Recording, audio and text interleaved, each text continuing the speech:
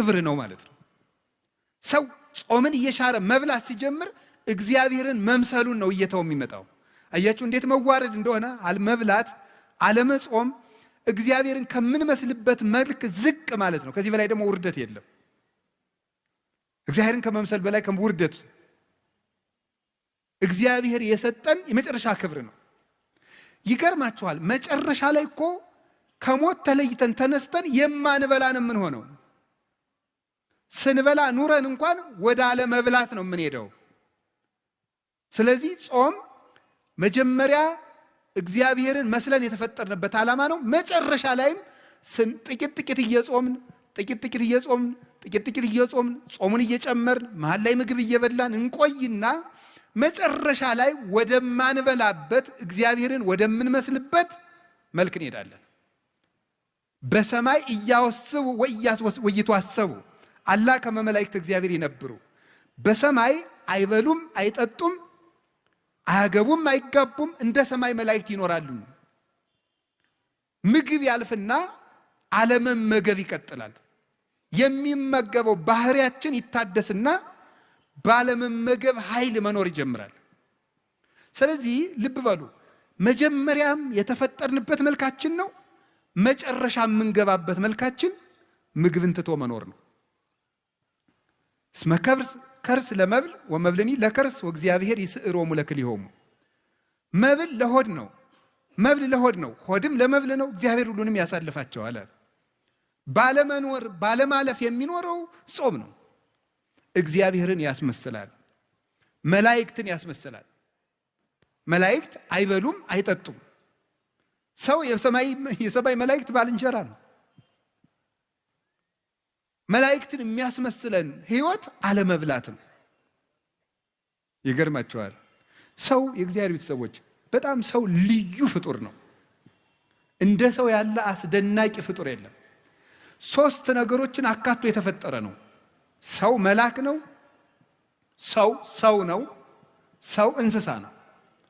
የነ ዳርዊንን እንስሳ አይደለም ያልኩት። ሰው መልአክ ነው፣ ሰው ነው፣ ሰው እንስሳ ነው።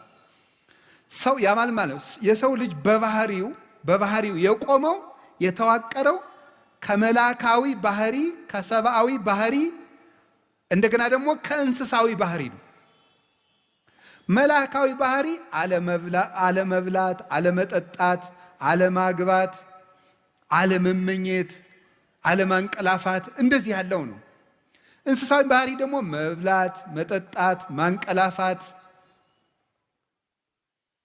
መመኘት፣ ፍቶት፣ ስጋዊ ፍላጎት፣ ይሄ ደግሞ እንስሳዊ ጠባይ ነው።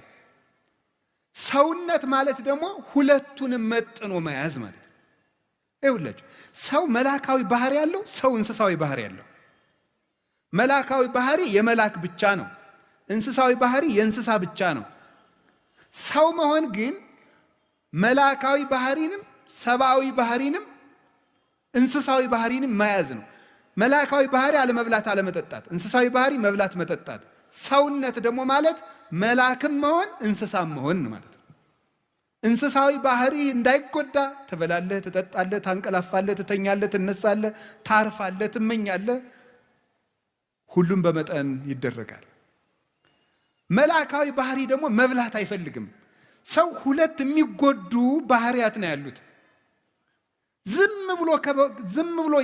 ብሎ የማይበላ ቢሆን እንስሳዊ ባህሪው ይጎዳና መራመድ ያቅተዋል፣ መስራት ያቅተዋል፣ ማሰብ ያቅተዋል፣ መተንፈስ ያቅተዋል፣ ሁሉ ነገር ማከናወን ያቅተዋል።